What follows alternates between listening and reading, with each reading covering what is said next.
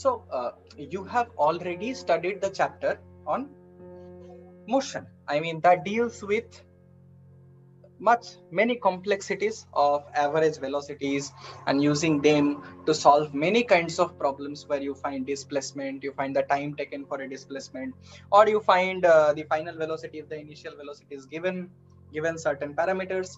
In short, you dealt with 5 parameters: displacement, initial velocity, acceleration, final velocity, and time. So basically that pretty much described how objects move, and basically what is the fundamental purpose of these laws of kinematics. That is basically to predict the future. You know certain components, you know certain parameters, and by using those parameters into certain equations, you can calculate the future positions or any form of predictions that you need to. So why this new chapter, force and laws of motion? See, the important thing to understand is, in the previous chapter, we only and only dealt with motion. How, I mean, when motion occurred, what are the different quantities that are associated with motion, but we never studied what causes motion. We were never interested in that. We were never interested in the cause of motion. In the previous chapter, we only studied motion. We only studied motion of objects in specific acceleration with maybe constant velocity, or there are several cases like that. But here, the specialty of this chapter is that we are going to study the cause of motion. What causes motion? Okay. So in short, in very crisp, what causes motion? It's force. That's why this chapter. Okay. Now, if I ask you, what's your idea of force? What will be your answer? Okay. Now, although it's almost perfect, but let me just correct it, because I want you to be in the most perfect manner as possible, as perfect as possible. So see, it is not necessary that the state of motion of an object always changes with force. It is not necessary. Okay. Yes, please. No. Then you are bringing a new term into account which you have not defined. That is energy. Okay. We shall be describing things by the terms which we are already acquainted with. It should not happen that I have to bring in a new definition which I have not defined it. So basically, what is force? Very simple. Just a little correction to what he said. Force is a push or pull that changes or tends to change the state of motion of an object. Okay. This completes the entire definition of force. Is this clear? So, push or pull, this is fundamental. And then it changes or tends to change. Not always can you change the state of motion by force because of several factors. Anyway, now forces, if you try to classify the forces here, there are many types of classification that you can do. But what is important here to learn, actually, all the things that you were studying in this chapter and also you have studied in the previous chapter will be studied in vast depth in class 11. So here in this context, there are two types of forces. Forces can be of two types. One is when they are balanced and the other is when they are unbalanced. Okay. Now, can anybody tell me what is a balanced force? Okay, anybody else wants to add something or modify? Okay. So what is a balanced force after all? See, we shall start with only two here, okay? Because more forces would need vectorial representation. We won't go into that right now. So just two forces. So if two forces are of equal magnitude and opposite in direction, they are balanced. Okay. Suppose here is a block you have kept on a table. Now, one is pulling the block from this direction, another is pulling the block from this direction. Okay. So if you apply some force here, suppose you apply some force here, Suppose Shurjendu applies some force here and Hossein Babu applies some force here. If the forces are equal, then the object here won't move anywhere. Is this clear? At that point, we can say that the forces are balanced in nature. Okay. And so finally coming to the point, what is an unbalanced force? When two forces cause a net effect. Yes, unequal forces are there. They cause some net effect. Then we have what is called as unbalanced force. Is this clear? We have to do a lot more with this balanced and unbalanced force later on, I mean in higher classes. So by now you should have this definition in your mind very, very clear. Okay. Suppose I want to discuss a little thing, a little phenomena that is called as friction. So I guess you are very well acquainted with the term friction. So what happens is, suppose you have an object here. Suppose this is somewhat a massive object. So you first apply a force, it does not move. You apply more force, it does not move. But then you apply even more force, it starts moving. So what happens at the fundamental level? Suppose you pull it with some magnitude of force, the equal magnitude of force is generated by the friction. The forces are balanced. Because these are balanced, there is no effect. Is this clear? But what happens is, see, every object has its own limit. Every object has its own limit of providing friction. So when I pull with a force more than the maximum frictional force that this can offer, then the body starts moving. That becomes an unbalanced force. Yes, exactly. Is this clear perfectly? Okay. Now, objects in motion is primarily due to force. Now, there was one chap, I think I have talked about it in great detail in the last class, Isaac Newton. There had been much progress in India, but anyway, everyone likes to ignore India for some, interesting reasons. So let's ignore this part. Let's start with Isaac Newton only.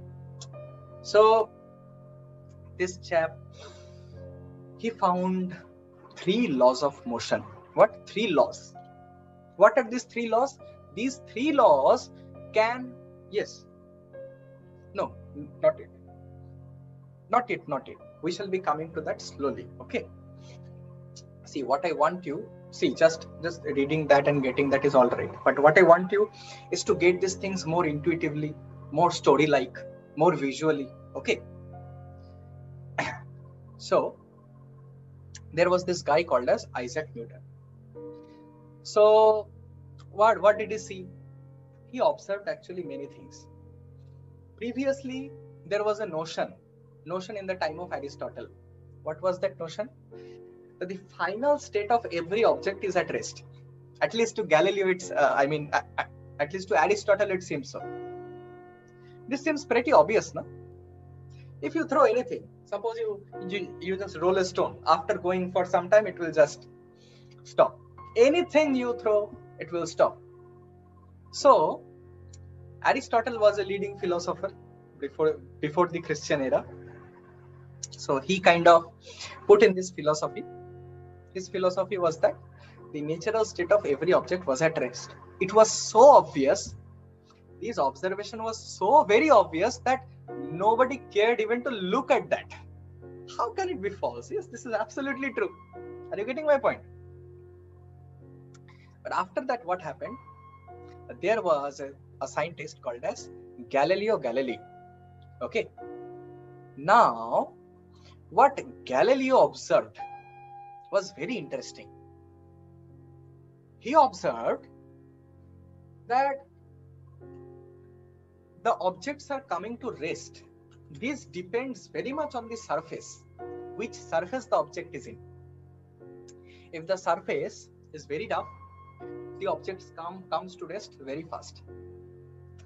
If the object is on a little more smoother floor, it goes a little more distance and then stops. Are you getting my point? His analogy was the breakthrough for the first law of Newton.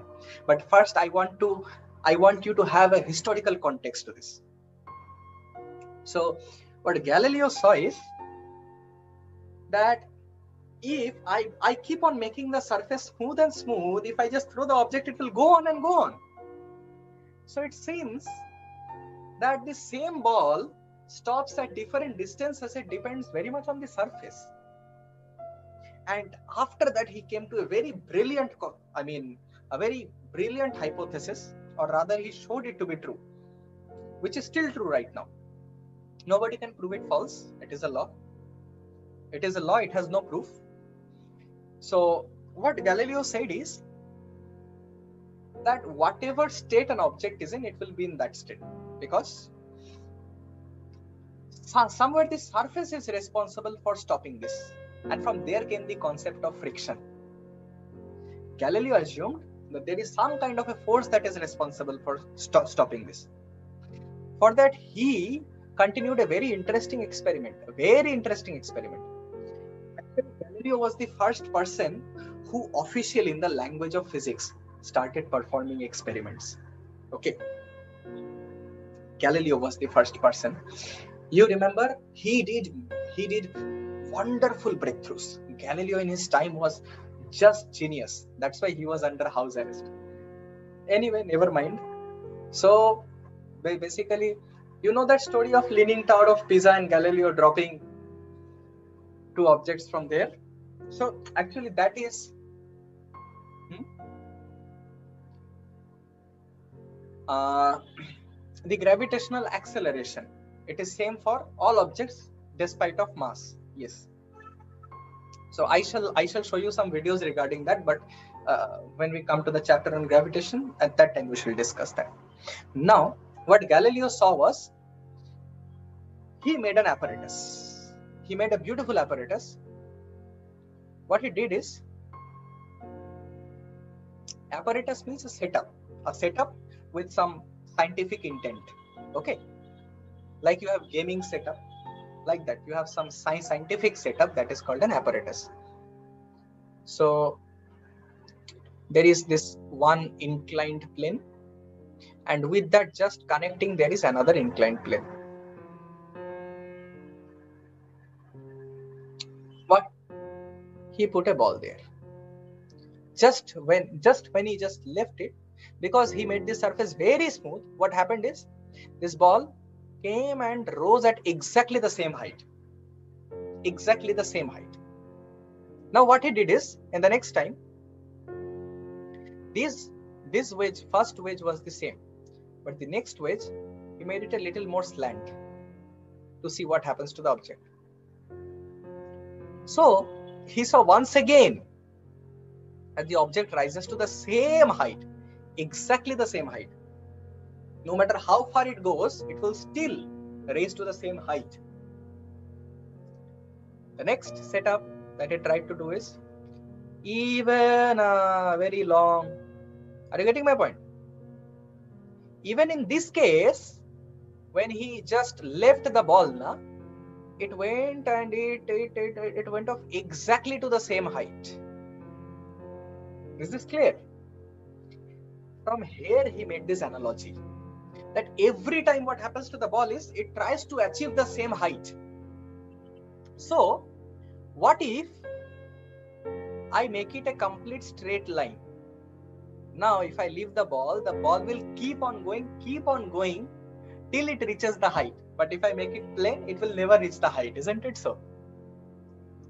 This was Galileo's idea. Newton interpreted it, combined things into the law of inertia. Okay. The idea of Galileo was this. The setup of Galileo was this. The idea of friction was also conceived by Galileo. Now Newton put them together, knit them into the famous statement, which is called the first law of motion. Okay. Is the historical picture clear? So from here we shall infer the first law of Newton. first law of motion. So what is the first law? The first law says that any object, if it is at rest, it will be at rest, and if it is in motion, it will continue to be in motion unless an external force is applied on the object. Okay, so basically the entire problem lies somewhere with the external force. Even when you just roll a ball, it stops because of continuous friction that is being acting, and friction is an external force. The force is from outside, isn't it so? So henceforth, Newton combined the Galileo's observation into a beautiful statement. So an object remains in state of rest or of uniform motion in a straight line unless compelled to change that state by an applied force. Let me write this statement. I always find it very beautiful. 100 times I read. Every time I find it very beautiful. An object, now you may laugh at it, but you must understand at that time this was a very big breakthrough. Okay, an object remains in a state of rest or of uniform motion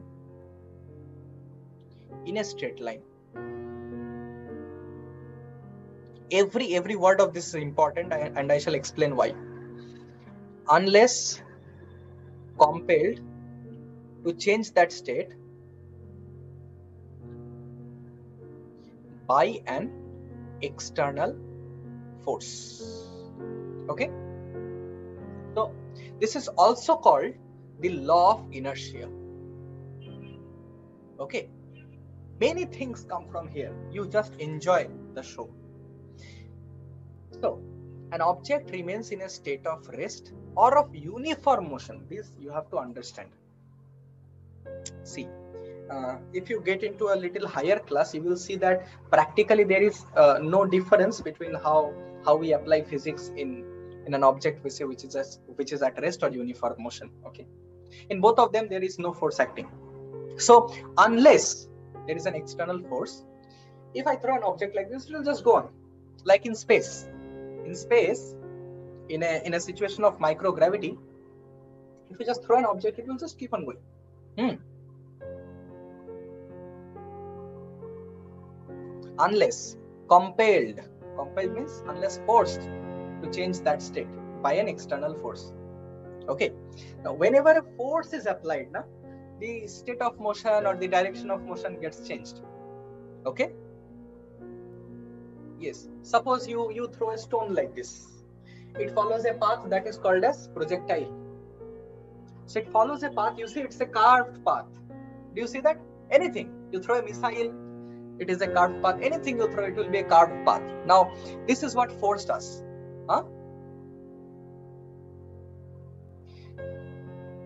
Because gravity is constantly pulling it down.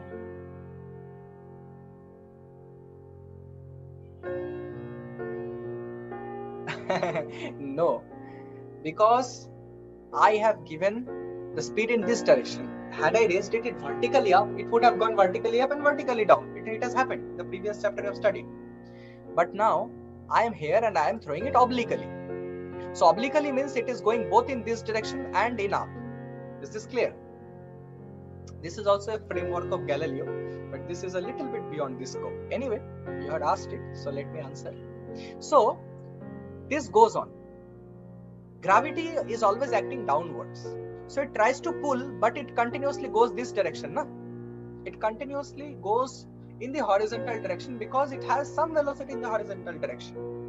And the gravity tries to pull it down. So it forms a carved path. Okay. Now, this motion, if you project it into the screen, if you put some light here, you will see that it's a vertical motion like this. If you look at from this side into a screen, its entire motion, it's just a vertical motion, nothing else. Okay. Anyway, that's a topic of a different discussion. So basically, this is the law of inertia. So what does inertia mean? Inertia is a tendency of an object to be in its state. Okay, whenever you want to resist, or I mean, whenever you want to change the state of any object, it resists that change. How much it resists is actually, yes, I mean, how much it resists. The more inertia it has, the more it resists. Is that clear? So basically, there is another concept called as inertia. So what is inertia? It is the resistance to change in state. It is a body's resistance to change its state.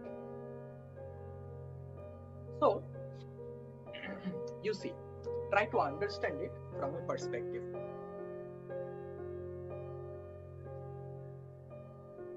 Suppose, tell me from your experience, which is heavier to move, your bed or your mobile phone? But why?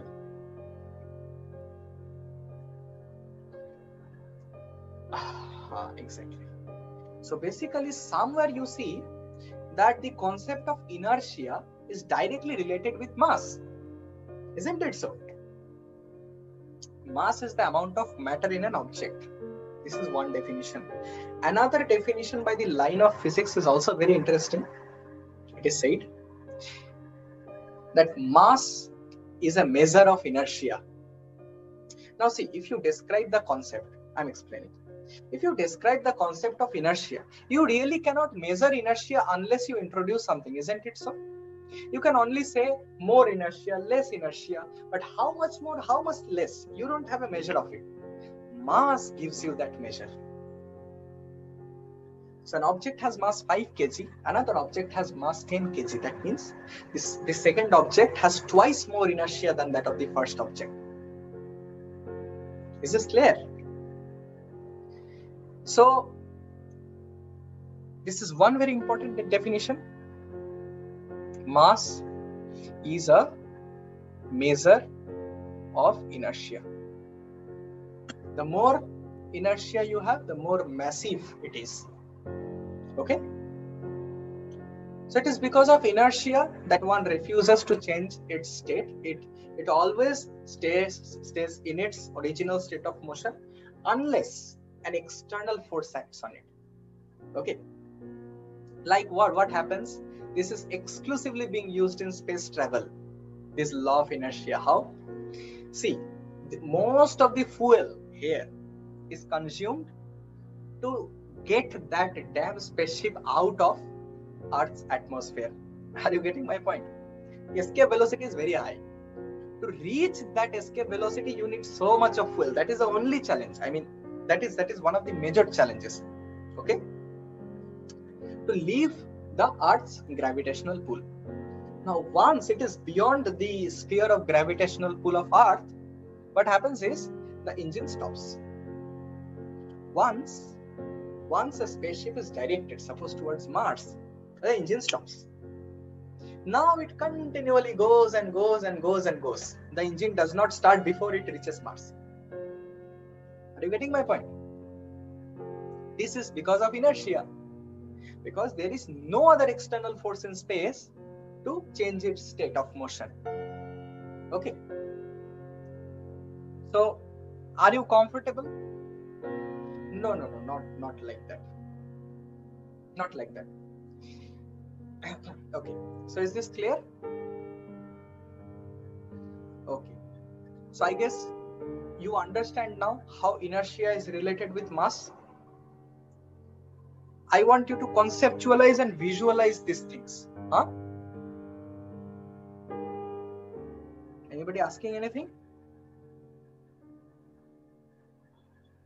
Okay. Now this inertia is the same reason. See, I did in my channel, I don't know how many of you have seen, I did a simple experiment on inertia. You have seen that many times. Let me show you. No. That was long back. That M87, it was recent, and I was quite impressed. I did some videos back then. Now I actually don't have so much of time. That's a problem C. This is a test of inertia. Now I shall be explaining how inertia works here. Okay, so let me show you once again, because I am discussing this thing. So see this is a very small video. See this properly. So here is this cup and here is this coin.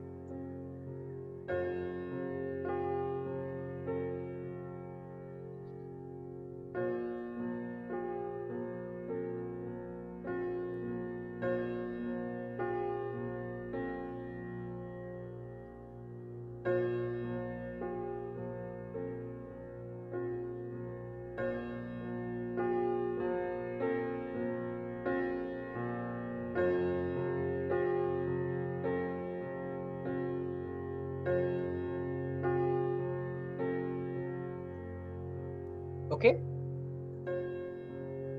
so basically how is inertia coming into force there? See, very easy. No, I'm just rapidly sliding off that card that I have put below the coin. Rapidly I'm just sliding it off. So it is so rapid that the coin is at its place. It does not go with the card. This is because of inertia. A sudden change in motion, a sudden change in its state, it resists. So the card went off, the card flew off, and it fell into the glass. Is this clear? This is just a demonstration of inertia, and there can be many such experiments you can do. There are always experiments like this. So everybody of you try to give an explanation. Suppose you are seeing a mango tree. Now you want the fresh mangoes there on the tree. So what do? You shake the branch and the mango falls. Can you explain why this happens? No, not like that. Not like that. Inertia is not less or something like mango that. Mango mango shake. So yes, Bishesh, quite close, but let us look at it from a clearer perspective. Okay, let us be a little bit more clear on this. Just see, this is a branch and this is your beautiful mango. Suppose AJ, suppose you have this branch. Now you start shaking it. So when the branch shook off to here, the mango was still there because of inertia. Now by the time the mango can respond to go to this direction, the branch is already in this direction. It is just oscillating, shaking means just oscillating very fast. So this creates a kind of stress, and with that the mango detaches from the tree. Are you getting my point? Is this more clear now?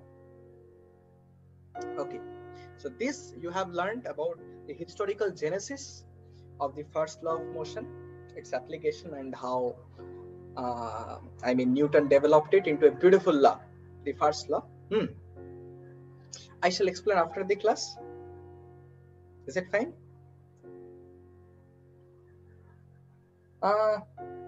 Yes, after the class let me explain that. Okay. You caught it right, but your explanation there was a little clarity missing, so I wanted that clarity. Anyway, it is ultimately all about clarity. It's not about getting right or wrong. Okay, it's just how much clear you are on every topic. That's what determines how a student you will be. So now coming to the second law of motion. This is perhaps the most important, most celebrated laws of motion that has ever been made. So what is the statement of Newton's second law of motion? Before that, we have to introduce a concept. Just like we introduced the concept of mass, how it can measure the inertia.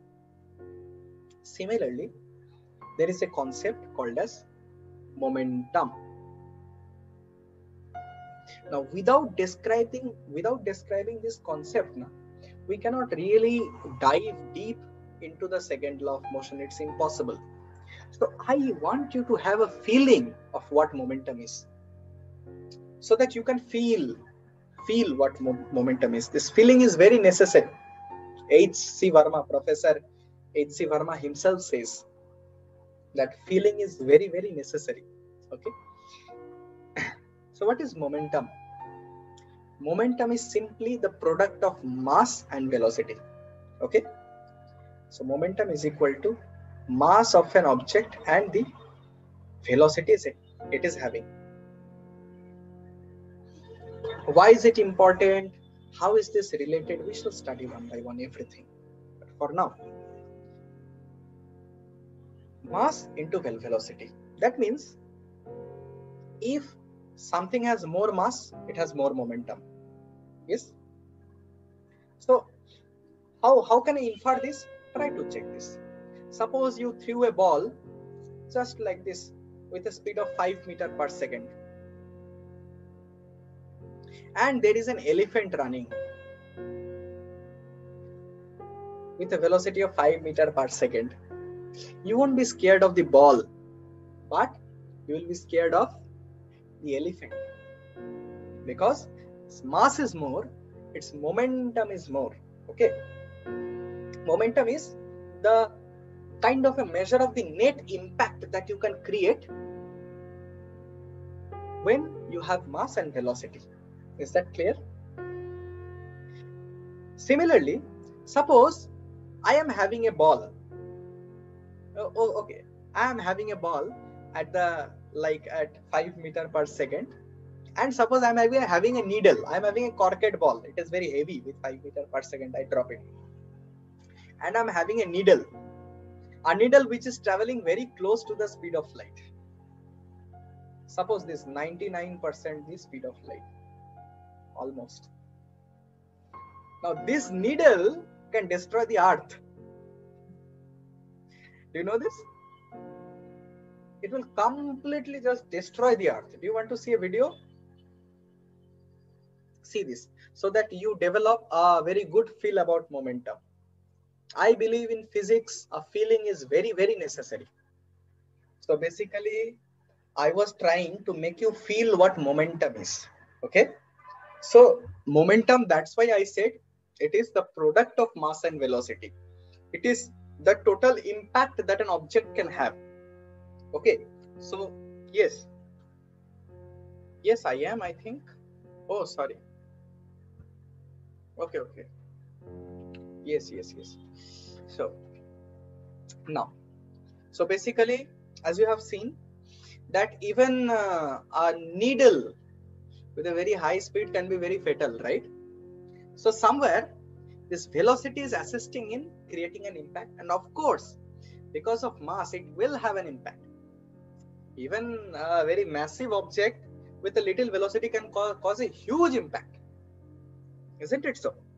Like a train, even if it is moving very slow, it is sufficient to just kill a person who will be in front of it, right? But suppose somebody is on an auto rickshaw, then the probability of getting hurt is not as much, simply because of the momentum. Now I think you have quite some feel about momentum. So momentum is represented mathematically as P. I mean, they represent it as P. It just came from generations. So momentum is represented as P. Mass is m and velocity is v. So P is equal to mv. This is one formula. Now, can anybody tell me the unit of momentum?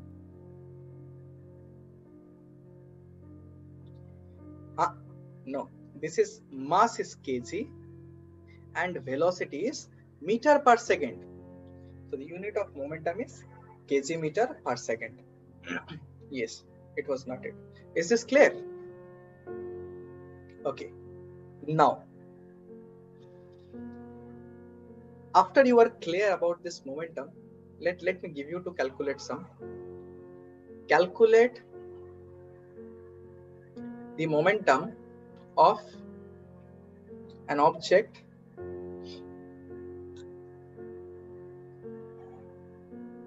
object of mass, this is just, you can just do kg meter per second is the SI unit.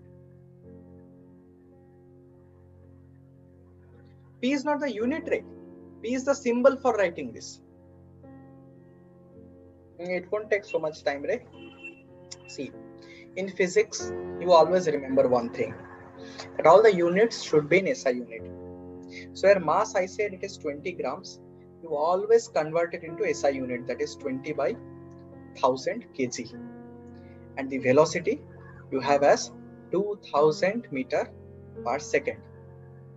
Now you can easily have the momentum, which is mass into velocity, kg meter per second, and you have it as 40 kg meter per second. And this animal, suppose there is a monkey is moving at the velocity of 0.5 meter per second. So what will be the momentum of this monkey?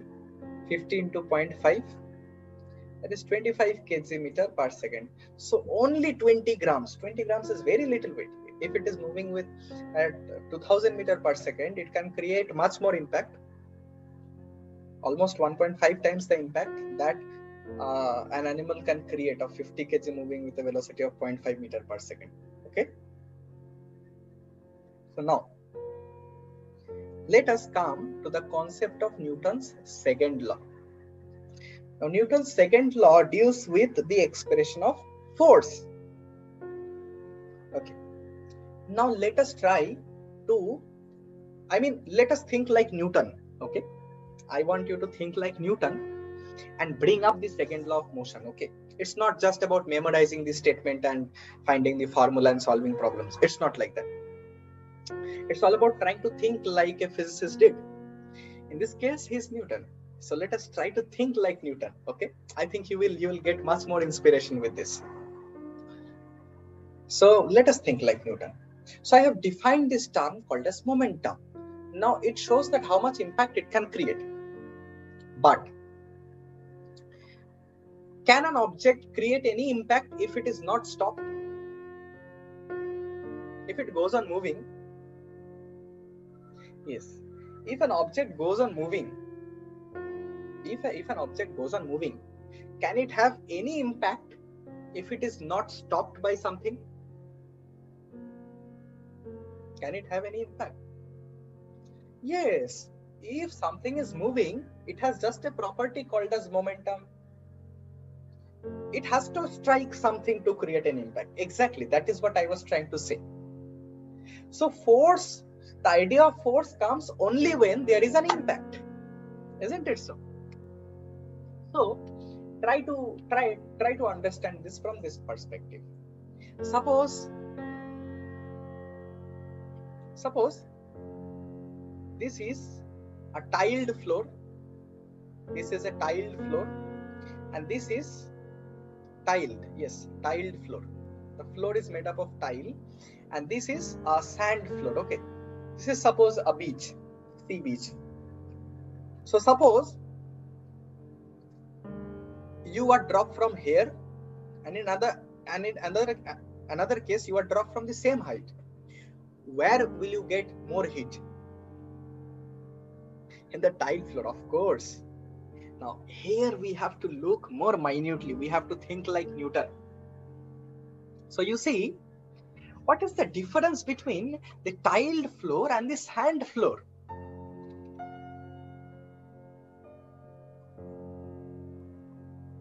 That you already said before. Now what causes this impact? This is force.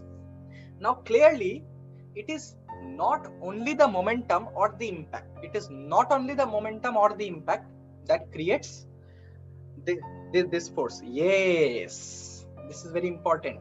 That is how we think like Newton. See, you are the same person.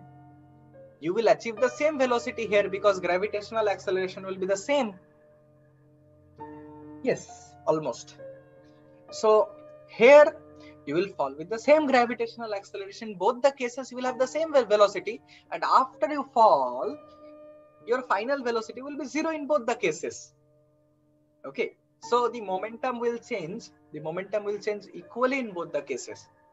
But there is a fundamental difference where if I throw you on sand, you will not get hurt.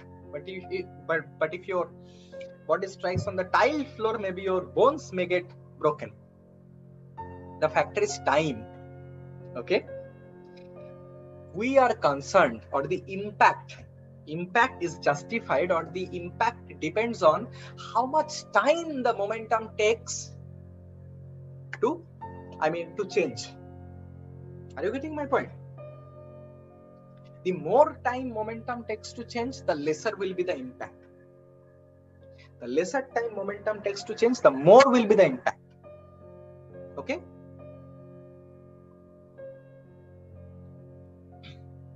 Try to observe this. Suppose you jump from 15th floor to the ground. You will die all of a sudden.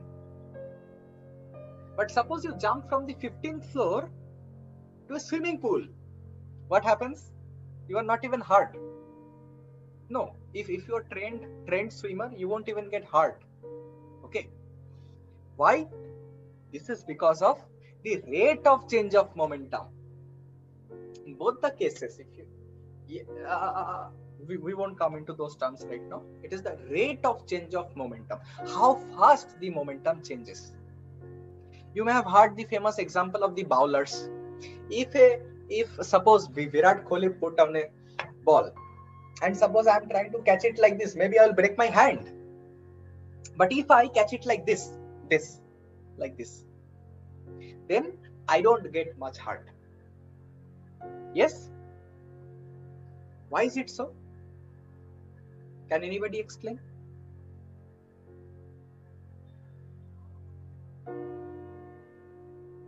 Yes.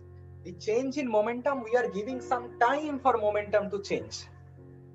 Okay. And here we are not giving any time for momentum to change. Instantaneously it has to change. So it will create a big impact on us. Is this clear? Is this clear?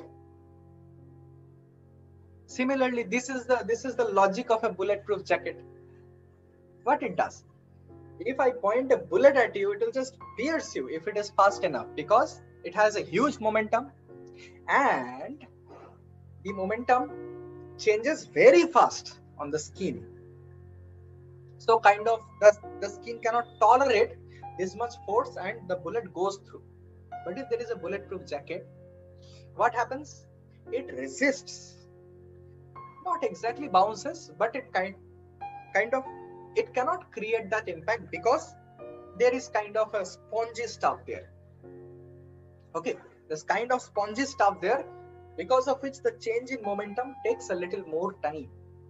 So the impact of the bullet is kind of, obliterated. Are you getting my point? So from repeated observations, see, this is a law. Once again, I say this cannot be proved. This can only be, inferred. So somewhere I am seeing that it is not only the change in momentum that determines the force or the impact that I see, but how fast the momentum changes. Okay. See now, this, you can create many examples around you for this. I think so, right? So if I want to make it as a statement, this is what exactly Newton's second law is, that the rate of change of momentum is directly proportional to the force applied, and it happens in the direction of motion. So basically, the statements are very important.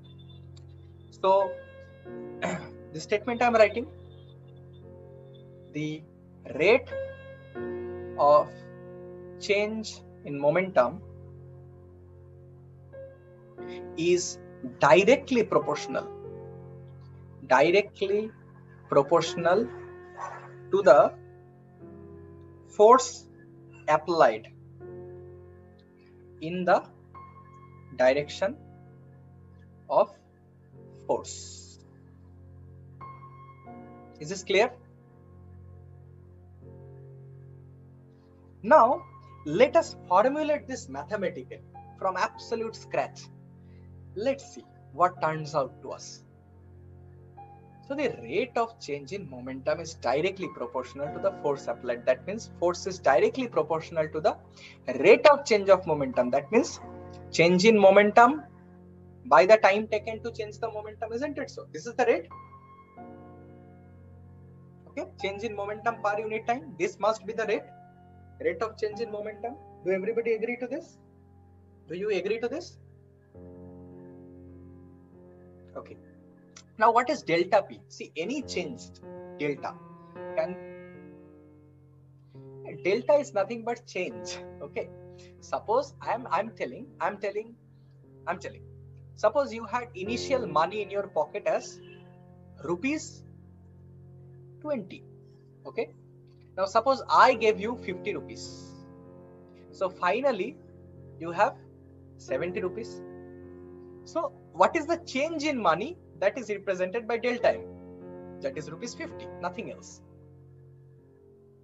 Okay, delta represents the change. Yes, Ankita. Okay, fine. So this is what delta is. So there is nothing to be confused. Okay, these are just notations. These are just, we keep on using these things.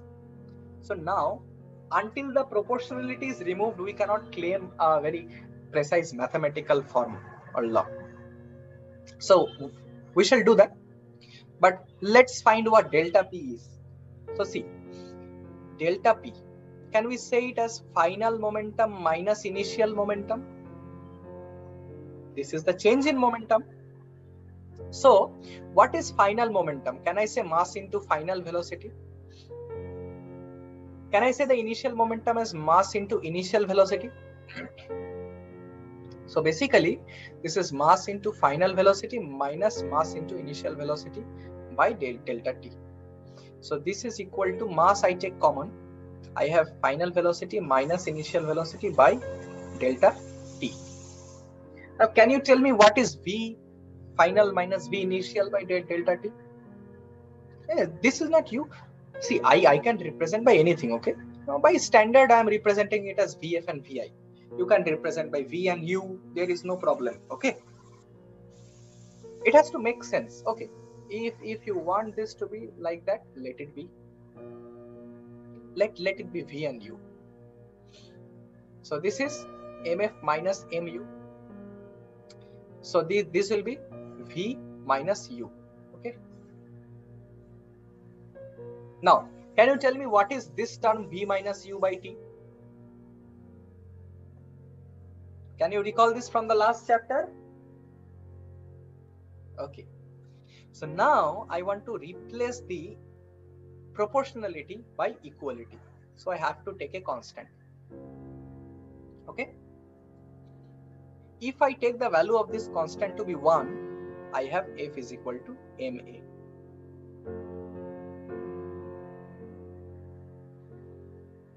Nobody asked me why I took the value of constant to be 1. Huh? How come? How come? If you take 2, what will be the imbalance? What will be the imbalance? No imbalance at all.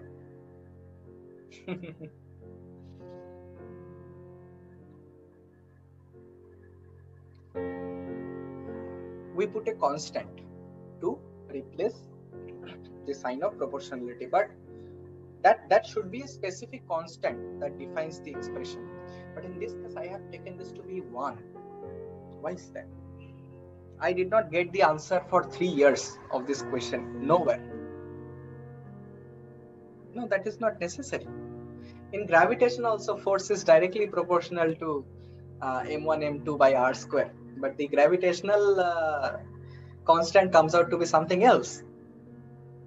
The k there. No. One is little. What are you saying? No. See, please understand this.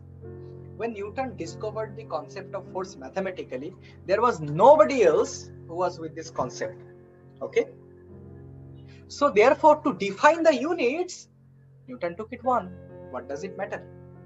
Suppose in some other universe or in some other galaxy, some alien is taking the unit of force to be something else. It does not matter. See, measurement is all relative. Okay, measurement is all relative. You can measure the length of this pen as 15 centimeter. I can invent my own unit and can give the measurement of this, isn't it so? But this pen is not changed. It simply depends on what I assume it to be. Okay. Likewise, yes, because there was no concept of force before, so he took that there is no problem in taking one because I'm defining force anyway. But now after, suppose if Newton had discovered gravitational force earlier, then he could have taken G is equal to 1, capital G is equal to 1. But he discovered this before. Okay. So because this is before, so this formula became a very established and known formula. This is very important because it directly relates motion with the cause of motion. It directly relates motion, which is seen by acceleration, with the cause of motion, that is force. This is understandable. So this is Newton's second law of motion, and this is the mathematical derivation of it. This is not Newton's second law. This is the mathematical form of Newton's second law. You imply F is equal to ma from the statement of Newton's second law. Okay, Newton's second law nowhere mentions F is equal to ma. Okay, this is when you are assuming the mass to be constant. The mass is not changing anyway. So now, once we have come to this, what is the unit of force? Hossein Babu? SI unit. See, SI unit of mass is kg. SI unit of acceleration is, so kg meter per second square is the unit of force. Okay. Now in the respect, yes, kg meter per second square is the actual unit of force, the SI unit. But this unit in the respect of Newton, it is called as Newton or N. Are you getting my point? Had I invented this formula, my name would have been given. Kg meter per second would have been Jeet. Suppose Bishesh, suppose Bishesh discovered it. So the unit of force we would have been studying today as Bishesh. 5 Bishesh of force is being okay. So I think you can solve any kind of problems regarding this. So try a problem. Okay. Yes, try a problem. So constant force acts. No. Only the answer. Anyway, you are getting this PDF. Constant force acts on an object of mass 5 kg for a duration of 2 seconds. It increases the object's velocity from 3 meter per second to 7 meter per second. Find the magnitude of applied force. Do it. Experiments I shall slowly by and by do. See, these are all homegrown experiments. Okay, many physics experiments can actually be done in home. That is one of the plus points of this. We shall do. Had it been an offline class, by now I would have shown you many experiments. Okay, so I will introduce you to a channel. Is that so? But the lockdown has been extended to 22nd. No, it's better. It's better not to have a third wave from bursting out, because we did the mistake and we paid for it. So it is being said. So it's best to stay away. right now. Okay, because now we are not having much problem. For teachers having proper apparatus, an online class is not much of a problem. I teach the joint batches the joint batches that I have for joint entrance examination preparation. Those batches also I'm doing online right now. So there is not much of a problem. But as soon as possible, see, safety is must. Okay, because I just came up from COVID. So the day I got tested positive in coronavirus, Ankita's mom called me because she was there she does all the tests and all in Dragons. So she called me and she informed me that I'm positive.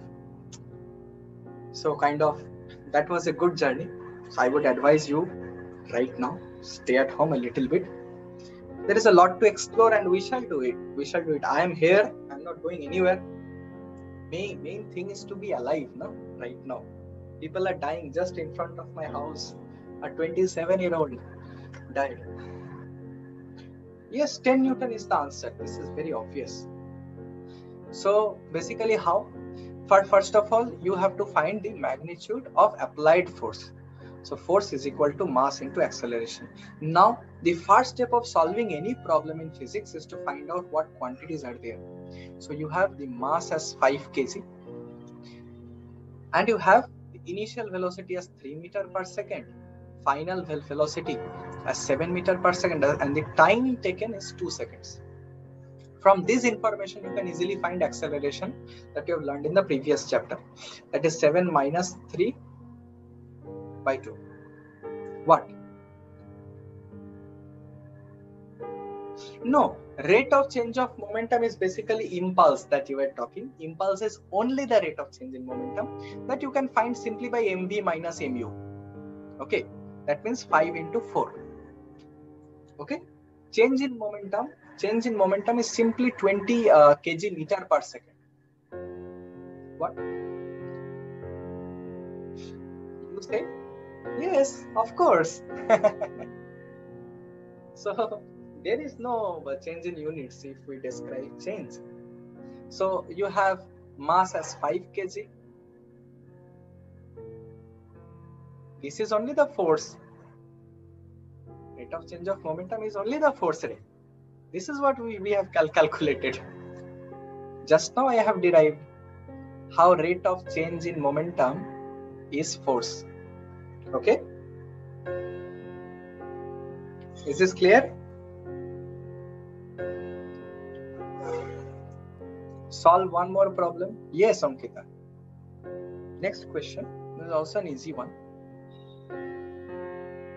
Now this is a graph. Okay. Here you have a velocity versus time graph. Velocity is in meter per second. Sorry, centimeters per second. And time is in second. The graph is like this. This is a straight line, okay? Assume this to be straight. Let me draw a straight line. Acha. 5, 10, 15, 20. And this is, I guess, 10.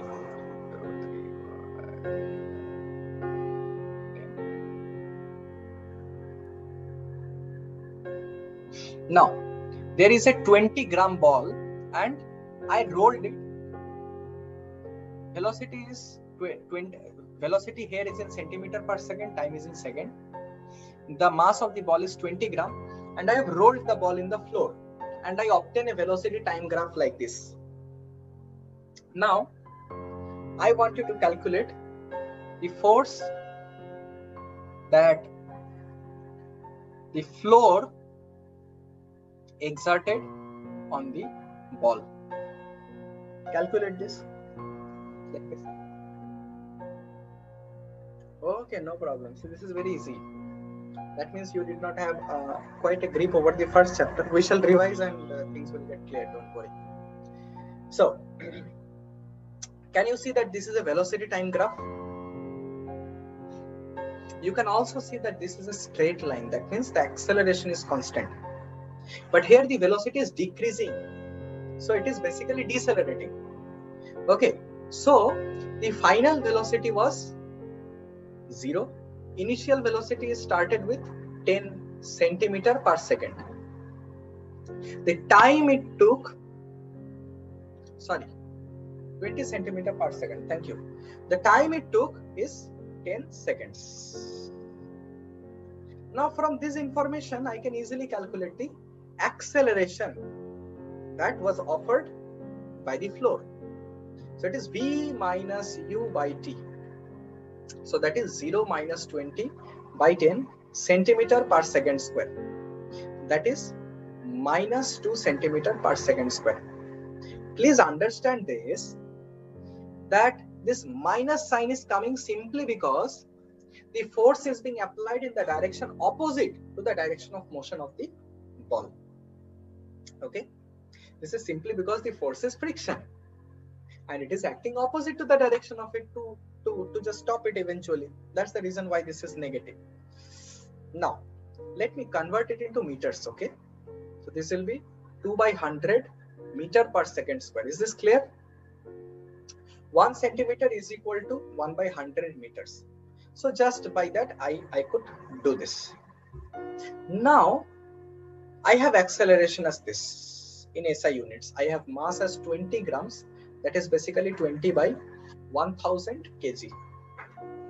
So the total force on it will be mass into acceleration. That is 20 by 1000 into minus 2 by 100 Newton.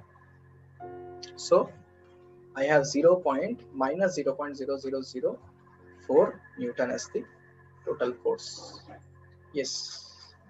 Is this clear, Ankita? Was this very tough? In all these cases, you need to do only one thing. You find the acceleration and then you find the force. See, one thing will be missing and the rest of the parameters will be given to you. You need to use that in order to find the answers. Is this clear? For that, they will give more information so that you can find. But they will never miss out any form of information. Anyway, so this is kind of the problems. This is the scope of the problems that is under the second law of motion. Okay. So first law and second law. First law defines the law of inertia. It describes mass as a measure of inertia. It helps us to describe many events that we see in daily life. Second law is about a force, and a total computational aspect to it has been drawn by the concept of force. There is yet one more law. Everybody, you listen to this law of motion from when you are very young, but this is a very deep law. I mean, this is very deep. This is fundamentally in the scope of physics. This is a law that is, I mean, wonderful. It says that for every action there is an equal and opposite reaction. Okay, for every action there is an equal and opposite reaction. This is understood? It looks very simple, but this has very deep consequences. Wherever you see any force you are applying, there is always a repercussion to that, a reaction force to that. That's how forces exist. Suppose I ask you a question. I am sitting on the bed right now, but gravitational force is constantly acting on me. So why am I not falling down?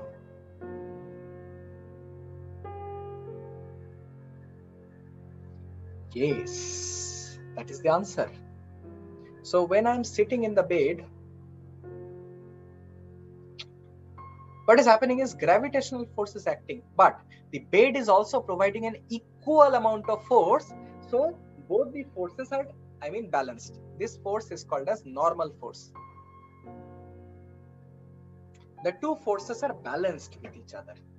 Because these two forces are balanced, there is no motion. So I am at rest. This is clear. Suppose you just punch a wall. You will get a huge amount of hurt because you punch, the wall also punches you back with the same amount of force. Otherwise, it cannot exist. For every force, there is a reaction because force does not happen like this. There needs to be some impact. And whenever there is impact, there has to be opposite reaction to that. Is this clear to all of you? This is the third law of motion. So suppose whatever, enjoy, whatever. Okay, no issues.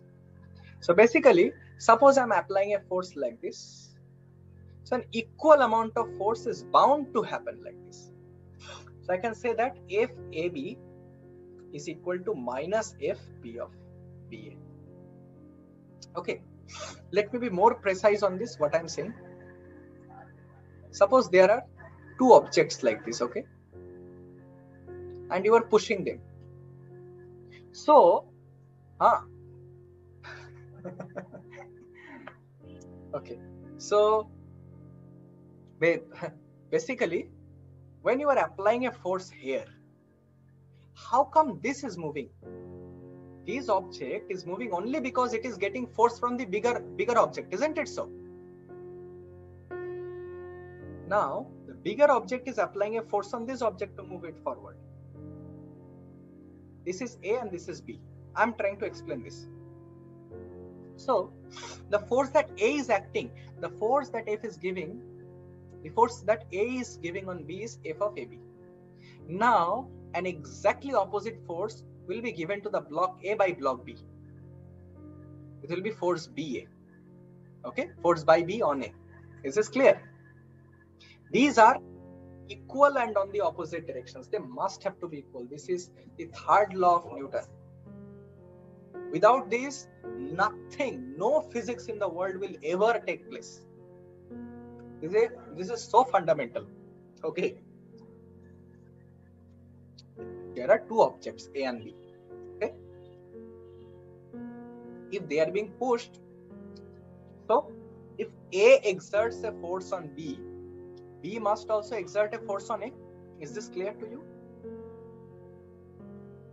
If AB means, this is just a representation of mine, okay? You can represent it in any way you want. This is my representation. AB, sorry. No.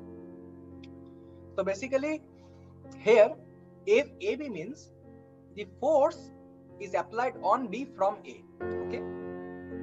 Similarly, force BA means, this is how I define it. Force BA means force is acting from B on A. Is this clear? So,